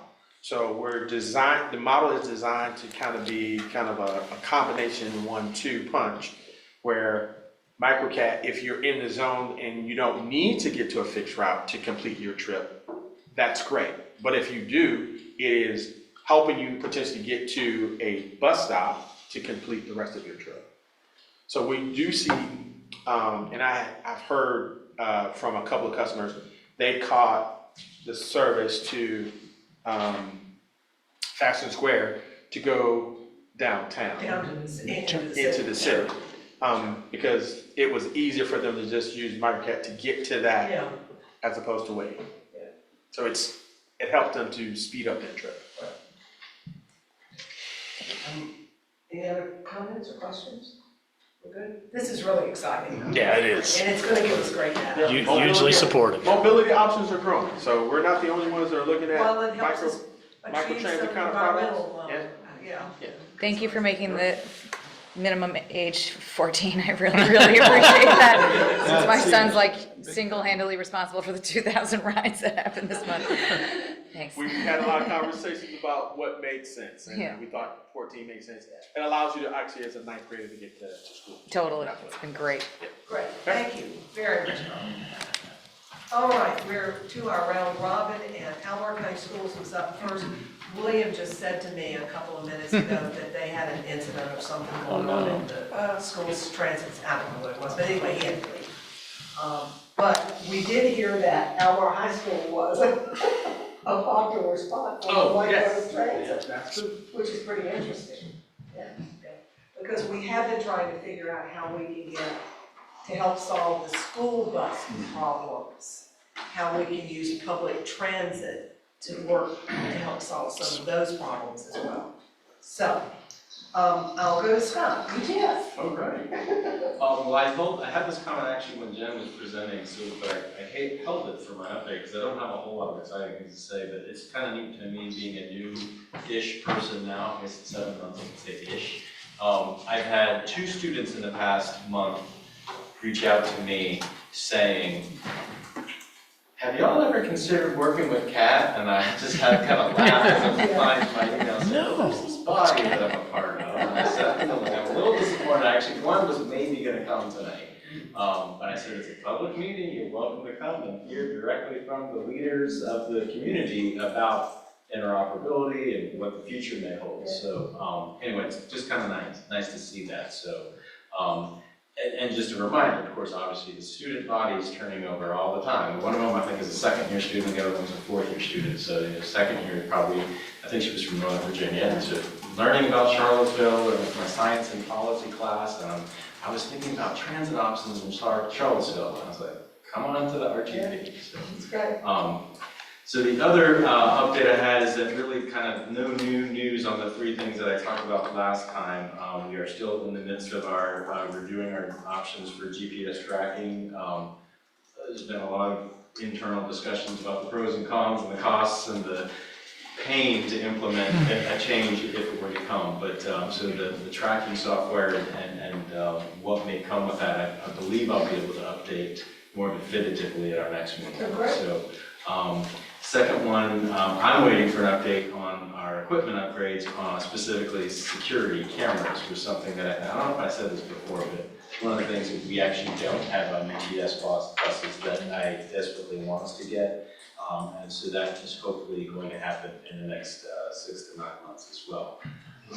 Yeah, I didn't know you Yeah, didn't we have do one. not have. I know. I didn't know that. I would have assumed I they thought you were. went first, yeah. Yes, please do. I may know one of that. Take that out of there. Well, yeah, unfortunately, I was abused deficiency, I said, wait, what? We're gonna change that. So, yes, we are having a fun. You know what system you live? Well, I have a lot of familiarity with Angel Tracks at do, so I believe it's Angel Tracks, but like I said, I'm kind of texting my stuff, and what's the latest stuff? Yeah. Third one is battery electric bus. I was kind of hoping you were gonna go first, because I know you have an announcement. So, Yeah, you say it, and then I'll piggyback on it. April the 3rd, we're doing a demo. We've invited community partners to come and look at, they're gonna have a Gillick electric BEV bus and a school bus. It's at Cat property, and I was actually gonna say the RTP board, if you want to come on April the 3rd, 10 or 9? 10. 10 o'clock in the morning. 10 o'clock in the morning to 3. We'll be out there, the rep from Gillick will be there. So you'll be able to go on and check out all the new technology on these vehicles. We'll see if we can get them to do a little ride along somewhere quick. Where will that be? At Cat. At Cat, okay. And it'll be in the back property where I'm scared because we don't know, we've got people back there, but it's gonna be okay. Because there's a lot of activity going back there between the mechanics and people just switching out buses. So we're gonna be very careful that day, but we're gonna have the buses out there, and we're inviting the public, not the general public, but advocacy groups, and individuals that we are extending invitations to come take a look. And I want to go back to you, Scott, make sure you finish. So the next day, and the reason I didn't want to talk about it is I'm not going to be here. I'm in spring break. I'm heading out of town tonight, actually, on a train. So, we met with Gillick a few weeks prior. I don't know, actually, we don't know. We need to schedule that lunch date. We do, really, too, as to whether this just kind of worked or Gillick made it happen. But the bus after it leaves Cat is actually coming to UTS the next day, so that we can kick its tires and check it out. And I really would love to say plug it into our new DC fast charging system, but it's not yet commissioned. So I don't know, well, Gillick was willing to let us plug it in, but we're still waiting for our project manager to give us an update on some last minute things that are not done. They're there, they're beautiful, it's nice to look at them, but it's in the back of our facility, but they're not actually operational.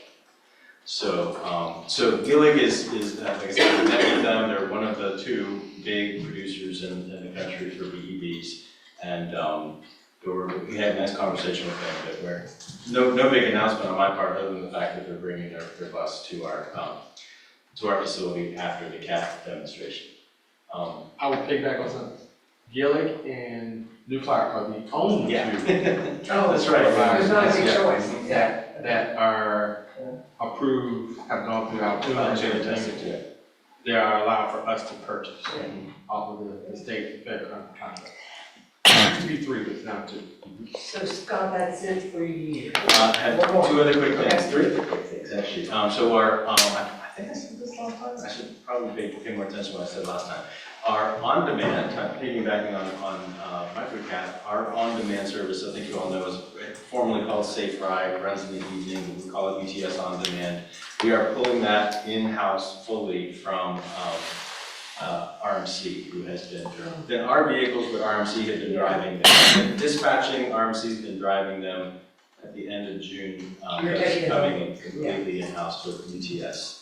So we're excited about, we're calling it Who's On Demand. I don't know if we're changing the vehicles or not. We're adding some vehicles to use our chargers. I'd really love to get an electric van, but there isn't one. Not a good 7 to 6 passenger van on the market, at least in the US. So the last thing I'm going to say is rider survey. We do an annual survey of all of our riders on UTS. We're going to launch that Monday, April the 8th. Trying to increase student participation because the academic side is about 70% of our ridership. The health system commuters is about 30%. But just talking last year's numbers, the 80% of our responses came in from the health system commuters. And so we're really trying to engage with the students more and say, give us more feedback. I think you all know we have a new second-year housing facility that will be coming online. Second-year housing coming online in the fall, just one, on Brandon Avenue. And so we'll be looking at maybe some changing routes there. And so we're really just trying to engage more with students on our routes. Okay, Gordon? Talked about the demo. We're finishing up our, getting ready to finish up, I guess, chapter 4 and 5 of our TSP. So our transit strategic plan, it's a requirement of us. We're still on track to have it done, it's a requirement for us by June 30th of this year. We will be taking that document to City Council. It's a requirement that they see it and approve it. And when it's appropriate, we would love to have a conversation and inform them of the board. Okay, great. And I think we're on schedule for the next TSP, or for the next RTP meeting to have a presentation. Yeah, there will be a presentation. That's correct. There will be a presentation TSP where we are to this body, but to the board of supervisors, we need to coordinate and make that happen. Okay. I'm just watching the time here. Mike, you're on. I'm good fast, Yeah. It's student season, apparently. I've tortured a UVA student, a little bit, a global sustainability student, about de-identifying information and some of those requirements, but now they have a project that's approved through the IRB, and it's to look at JAUNT and some other local transit systems. So these guys may have been contacted too. I was trying to be a good citizen for Katie because she told us about a study that BCU's Wilder School folks are doing, and I've been contacted with them after filling out the online survey. There's a follow-up in the first week of April. And I did sign a letter of support for this Virginia Tech Transit group. It's kind of a consortium looking at automated vehicles in transit in rural areas. I think that is a little bit of a long shot, but we'll see what happens with it. For us on microtransit, our consultant, because of the necessary density and existing routes and all that, is really focused on the work that we're doing in Crozet, and we'll see how that pans out. More to come on that. Certainly we can present on that. I've talked with Christine a little bit about whether that would be April or June timeframe. We of course are looking at battery electric as well. We've had our consultant on site, and just this week we've talked about the potential areas where the chargers would be installed at our depot, and had confirmation from Dominion about whether they can run enough electric service to do that, and if so, from which road that is over abutting the property. And some of you, including our chair, did attend the other day our Rural Transit Needs Assessment Study group. That work should wrap up in this fiscal year and is moving now towards, let's talk about the recommendations that come from all of this demographic analysis. So it'll be interesting to see what they have. Yeah, it was a great meeting, it was good. Katie, you're on. So the Virginia Breeze 64 expansion study officially wrapped up as of yesterday. The option hasn't been officially announced, but it will be presented to the CTV soon. And then they would be looking to find funding and then aim to have the new launch that will go 64 west from Hampton Roads area through Charlottesville. And that would be looking to launch in summer of 2025. So next summer, okay, not this summer, but next summer. Yeah. Got it, okay. Yeah. And then the FRA Amtrak long distance study identified a route from New York to Houston that would go through Charlottesville, Roanoke, and Bristol, Tennessee. And so it's not funded and it's not final, but it would have an impact on DRPT's corridor identification studies. And then it would have relevance for Charlottesville. And I believe that Emily Stock, the chief of rail, is coordinating getting letters of support. And I know DRPT and EPRA is submitting one as well. So tell me again the route. New York to Houston, going through Charlottesville, Roanoke, and Bristol, Tennessee. Okay. Mm-hmm. That's cool. Yeah, so that's exciting. And then on the transit side, we're just kind of deep in the SIP development process, getting our draft of recommended our funding scenarios to the CTV for the fiscal year 25 projects. Great, okay. All right, round robin's over. I do have under, I'm just looking at the time, other business. I'm gonna ask Ann to give us an update on the work that they're doing towards the farming. Remember we talked about that last time? So if you'll just give us a quick update. Sure, and I'll reach back to my friend Ben back here, and Christine's on the phone. Ben and Christine and I have been meeting regularly to focus on the Regional Transit Authority, and I sort of grouped our work in sort of 3 different buckets. The first one is what I would call structure. We're working on formulating a set of bylaws, talking about what budgets look like and what staffing might look like. So around what the structure of the organization might look like. The next one is around outreach. We wanted to make sure that we did outreach to both partners, nonprofit partners in the community, as well as the counties that could be part of the RTA. So that's sort of the next move we're going to go to is Louisiana and Nelson, all those counties, do some outreach, make sure that we go visit with the counties, understand what their transit needs might be, what the transit opportunities might be, what would make a regional transit authority an attractive group. So wishes and desires related to that. And then I think the final thing that we're doing is doing some work around sort of documenting sort of history of how we got here, as well as what's sort of the value proposition, the opportunities, what would a regional transit authority, what would be its purpose, what would it do, because we feel like that messaging will be really important as we go to roll out an RTA. And I'll stop talking and see if anyone wants to add anything. I'll just add to the last point. I think everybody knows that we're headed in the direction of trying to get dedicated transit funding for the RTA. Right. But we're a couple of years away from that. So what does that RTA do in the meantime? Right. What is that organization's point before we actually have that funding stream? So that's what we're trying to talk through right now, sort of collect ideas on, and it's been a really fun conversation so far. Well, we sure appreciate your all's work. It's good. Good partners. And I appreciate the update. Any quick questions for them? We're good? All right. Well, with that, it's 5 of, and I will adjourn us till April the 25th, same place, same time, if that works for everybody. All right, hearing no objections. Have a safe trip.